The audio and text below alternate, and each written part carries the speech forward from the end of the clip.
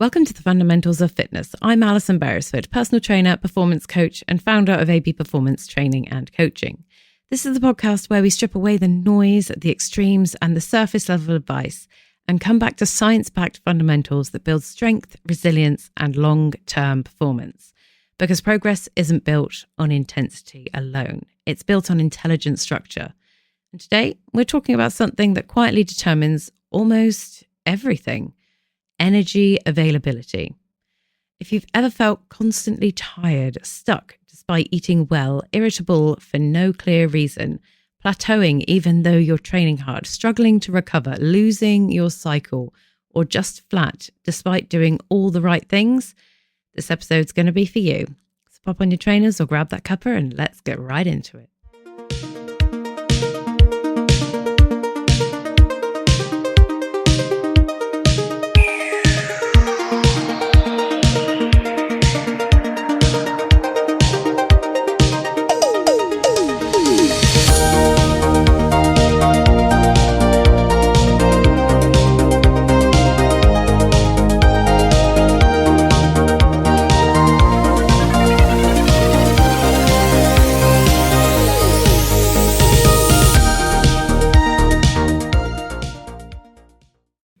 So let's talk about what energy availability actually is. And most people think in terms of calories. Calories in, calories out. But energy availability is not the same as calorie deficit. Energy availability is the amount of energy left over for your body's essential physiological functions after exercise is accounted for. In simple terms, energy in minus exercise expenditure equals energy available for survival functions. And those survival functions include hormone production, immune function, reproductive health, thyroid regulation, recovery, cognitive clarity, metabolic stability. So if you train hard and eat clean and are in a deficit, but your energy availability drops too low, your body doesn't prioritize fat loss. It prioritizes survival. And survival always wins. In endurance sport, this concept is well documented. Low energy availability can lead to something called RED-S, or relative energy deficiency in sport. Originally studied in female athletes, it's now recognized in males too. The symptoms include performance decline, hormonal disruption, menstrual dysfunction, stress fractures, suppressed immunity, and mood disturbances. Elite athletes don't just track calories, they track fuel relative to load, because performance collapses without sufficient energy availability. And I had a client who was eating very high protein, whole foods, loads of veggies, and minimal processed foods. Objectively, it looked excellent. But she was training 4 times a week and walking 10K plus steps a day, and she was in about 600 to 700 calorie deficit and sleeping really badly and stressed at work. Her energy availability was chronically low. Fat loss stalled, cycle was irregular, her mood was low, her recovery was poor, and we didn't even push harder. We raised her intake slightly. We reduced training intensity temporarily. We improved her sleep, and within weeks her performance had improved. Then her fat loss resumed. Not because we starved more, because we stabilized the system. So what does this mean for you then? So if you're feeling flat, stuck, or constantly fatigued, the answer may not be more deficit. It may be more fuel, not recklessly, strategically.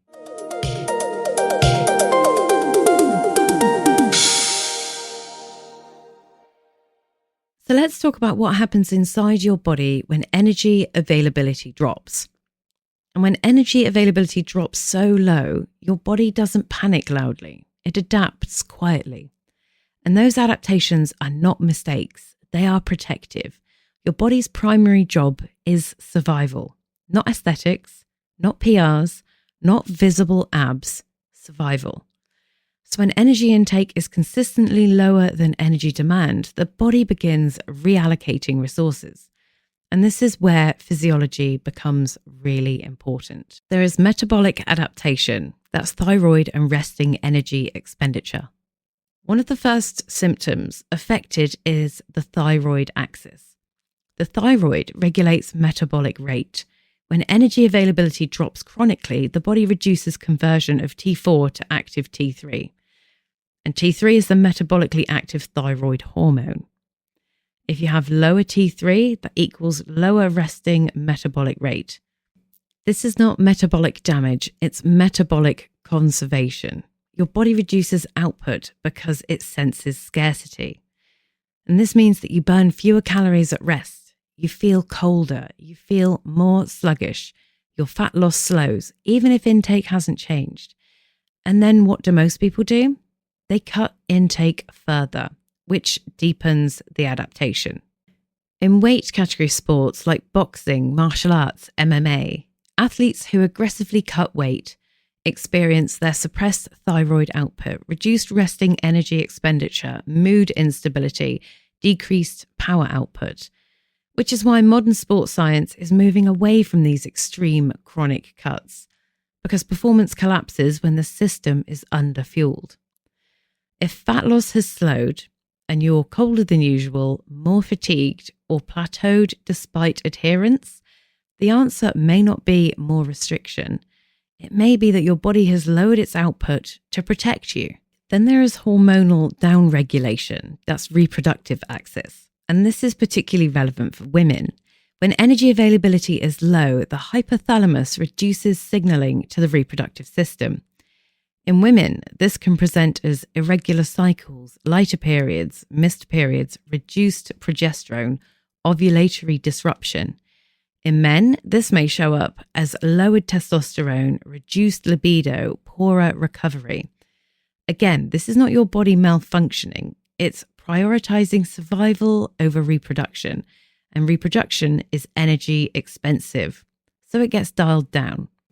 So relative energy deficiency in sport was first recognized through the female athlete triad: low energy availability, menstrual dysfunction, and low bone mineral density. Now expanded to red S because it affects cardiovascular function, immune health, mood, metabolic health, and performance. Elite athletes now screen for this because underfueling reduces performance long before visible weight changes can occur.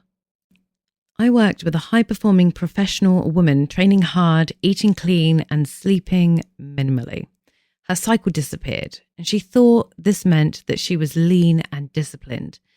But in actuality, it was a red flag. We restored her energy availability gradually.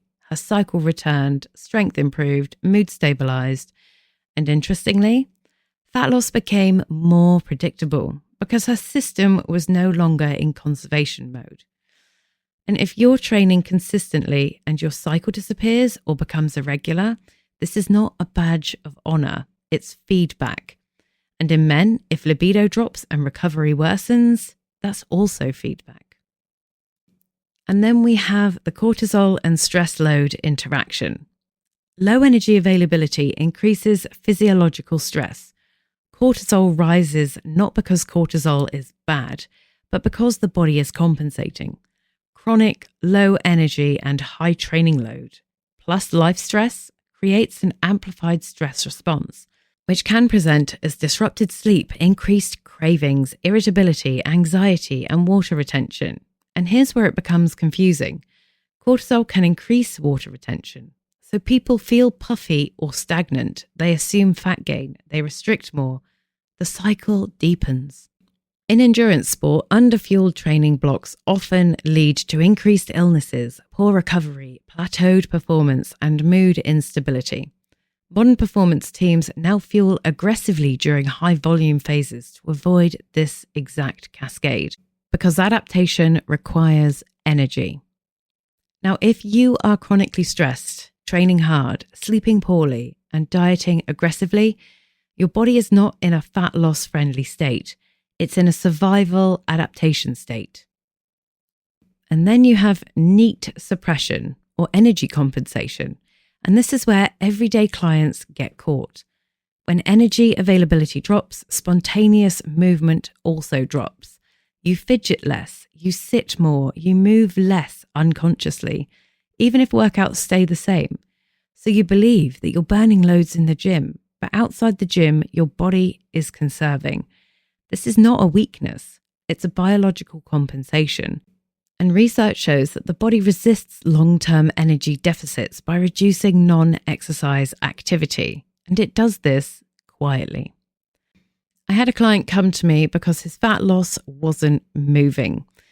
And when we dug deeper, we realized that he had increased his cardio significantly during his plateau, but his steps had dropped by 3,000 a day because he was just exhausted.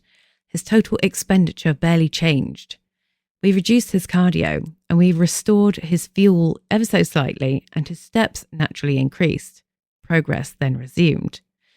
So if you are exhausted and moving less outside of the gym, more cardio is just not the answer. Stabilizing your energy might just be. We also have recovery and muscle retention.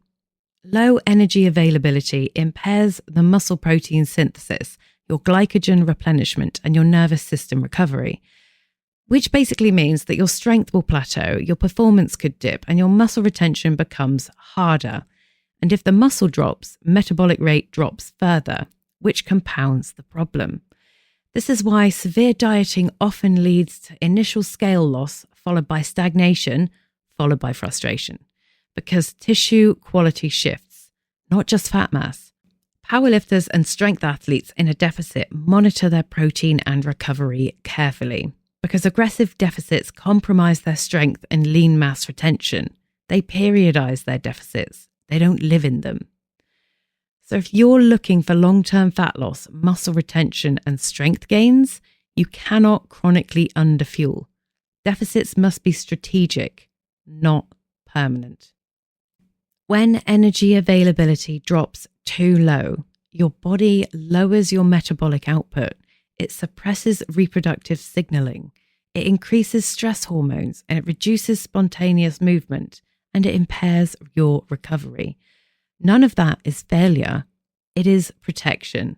And the more aggressively you push against that protection, the harder your body will push back.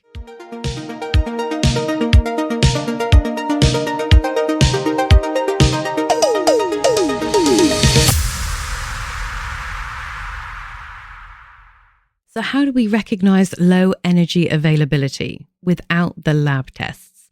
So this low energy availability doesn't usually announce itself dramatically. It doesn't knock on your door and say, hello, you're under fueling. It whispers to you. And most of us ignore those whispers because they assume fatigue is normal, that stress is normal, that poor sleep is normal, and that feeling flat is normal. But normal doesn't always mean optimal. And this is where awareness becomes performance intelligence. So let's have a look at these early warning signs, and we'll walk through what low energy availability looks like in real life, not in textbooks, in the kitchens, in the offices, in the gym. Number 1, persistent fatigue that sleep doesn't fix. If you sleep 7 to 8 hours, but still wake up flat, your workout feels heavy, your warm-ups feel like work, and your usual weights feel unusually challenging. And the instinct is, I just need to push through. But if fatigue is systemic, not just muscular, pushing through often deepens the hole. In elite sport, when athletes report persistent fatigue despite adequate sleep, the first variable examined is fuel relative to training load, not mental toughness. Fuel, food, because energy drives adaptation, and without it, the nervous system struggles to recover. What does this mean for you? If you are consistently tired, relying heavily on caffeine and dragging yourself through sessions, ask yourself, have I reduced intake recently? Has training volume increased?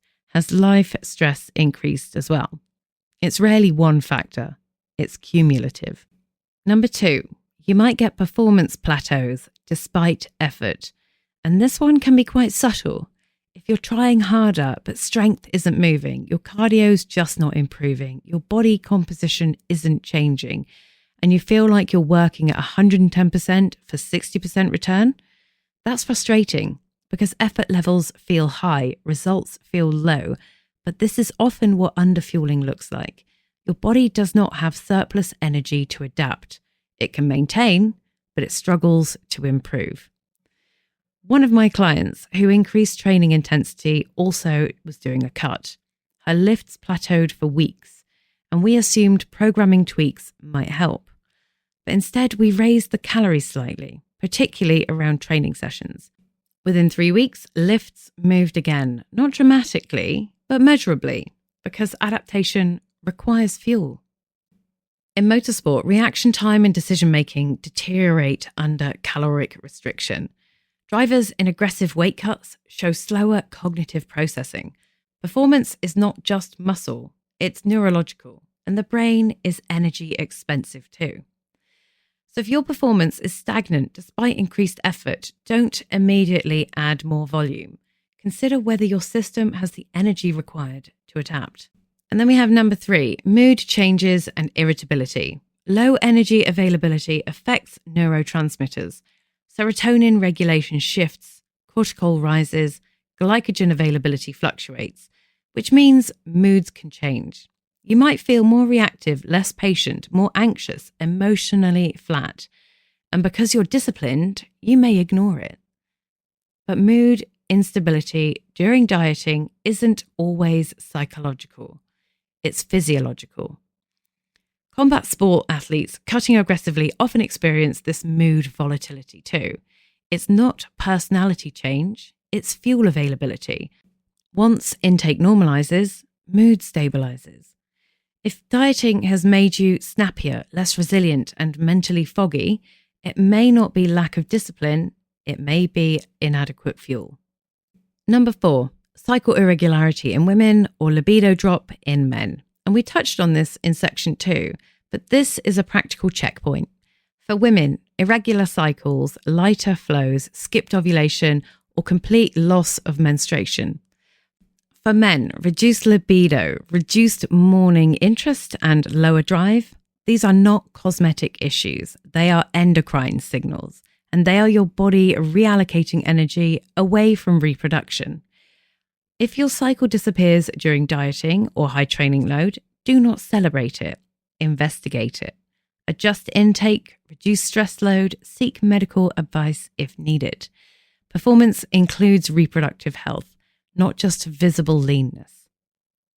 Number 5, cold sensitivity and low body temperature. This one can often surprise people. Feeling colder than usual, especially hands and feet, is often linked to lowered metabolic rate. Remember the thyroid cascade? Lower T3 reduces heat production, so you may wear layers indoors, feel cold in environments others don't, and notice cold sensitivity increasing during dieting phases. This is subtle, but real. Number 6, frequent illness or slow recovery. When energy availability drops, the immune function can decline. You might notice frequent colds, lingering minor illnesses, prolonged DOMS, or slower wound healing. Again, not dramatic at first, just cumulative. Ask yourself, have I normalized fatigue? Have I dismissed mood shifts as just stress? Have I interpreted performance plateau as lack of effort? Have I equated leanness with health? Because sometimes the body isn't resisting you, it's protecting you. So some athletes now screen for low energy availability. They monitor training load, intake, sleep, mood, menstrual cycle. Everyday people rarely do, but the physiology is the same. You may not be an Olympic athlete, but your thyroid doesn't know that. Your hypothalamus doesn't know that, and your endocrine system also doesn't know that. It responds to energy. So low energy availability may show up as persistent fatigue or plateaued performance, mood instabilities, hormonal disruption, cold sensitivity, reduced NEAT, slower recovery. And the response is not panic, it is assessment.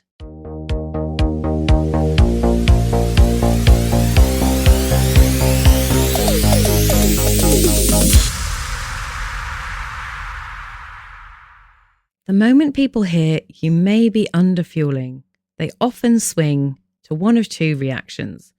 And reaction number 1 is fine, I'll just eat more and stop dieting completely. Or reaction 2, I can't possibly eat more, I'll lose my progress. Neither extreme is helpful Because correcting energy availability is not about abandoning structure, it's about restoring balance. So how do we do that? Let me walk you through it. Step 1, stabilize before you accelerate. If you suspect low energy availability, the first move is not aggressive reverse dieting, it's stabilization. And this means bringing sleep into consistency. Keep training frequency the same. Slightly reduce your training intensity or volume if fatigue is high, and increase intake modestly, not dramatically. Often, 150 to 300 calorie increase is enough to restore function, particularly around training sessions. Not a free-for-all, a controlled adjustment. In endurance sport, when an athlete enters a high fatigue state, coaches do not remove all training. They taper the load. They increase the fueling around key sessions. They reduce stress load and performance rebounds. The goal is not rest forever, it's recalibration. So if you're exhausted, plateaued, and under-recovered, add fuel around your workouts. Prioritize your carbohydrates near training and ensure your protein intake is sufficient. Maintain movement, but reduce punishment. You're not quitting, you're recalibrating. Step 2, fuel the work required. Energy availability is relative to expenditure. So instead of thinking, how little can I eat? Shift yourself to how much fuel does this training load require? If you train 4 to 5 times a week and walk 10K steps a day, you have cognitively demanding job, and you sleep less than ideal, your energy demand is quite high. Your intake must reflect that, especially if your goal includes performance and muscle retention. See, powerlifters in a cutting phase often maintain higher calories closer to competition to protect their strength. They understand that muscle retention requires fuel. They don't stay in deep deficit year-round. Deficits are phases, not identities. So what does this mean for you? That your fat loss should be cyclical, not permanent. Maintenance phases are not failure. They are strategic. So let's move into step 3, reduce competing stresses. Remember the stress load equation from earlier episodes. If energy availability is low and life stress is high, the system is overloaded. So sometimes the most intelligent adjustment is not food, it is stress management. And this might look like reducing your high intensity interval training temporarily, or walking instead of adding more cardio, or protecting sleep ruthlessly, saying no to additional commitments. Recovery is not laziness, it is a performance strategy. Elite training is structured around load management. Heavy block, deload, heavy block, recovery phase. Your life should mirror that rhythm, not constant escalation. So if you are dieting, training hard, working long hours and sleeping poorly, you cannot optimize all variables simultaneously. Pick the priority phase, then support it. Step 4, monitor biofeedback, not just the scale. This is where everyday clients and athletes align. Athletes track mood, sleep, resting heart rate, menstrual cycle, session RPE, performance markers. Everyday clients often track only the scale, which misses more than half of the story. If you restore your energy availability correctly, you may see your better sleep, improved mood, warmer body temperatures, more stable cycles, increased strength, higher NEAT and clearer thinking. Fat loss may pause briefly, then resume more sustainably because the system is stable. So let's have a little reflection here. Are you measuring only your weight or your system function? Because health and performance are system level outcomes, not just scale numbers. Step number 5, understand that flat is not always lean. This is subtle, but quite important. When energy availability is low, glycogen stores drop. Glycogen holds water. So when you are underfueled, you may look flatter, smaller, and tighter, and interpret that as being leaner, but it's often depletion, not fat loss. When energy availability improves, glycogen restores, muscle looks fuller, scale may increase slightly, and people panic. But what they are seeing is restored fuel, not fat gain. This is why context matters. So let's talk about bodybuilders here, because bodybuilders manipulate that glycogen and water intentionally before a stage show. They understand fullness versus depletion. Most everyday trainers misinterpret depletion as progress and restoration as regression. So what does this mean for you? Do not confuse flatness with health, depletion with success, and exhaustion with discipline. Correcting low energy availability means stabilizing your sleep and recovery. It means increasing intake strategically and reducing excessive training load. It means monitoring system feedback and accepting temporary stabilization for long-term progress. It is not about abandoning fat loss. It is about creating conditions where fat loss can actually occur, because adaptation requires energy and survival will always override aesthetics.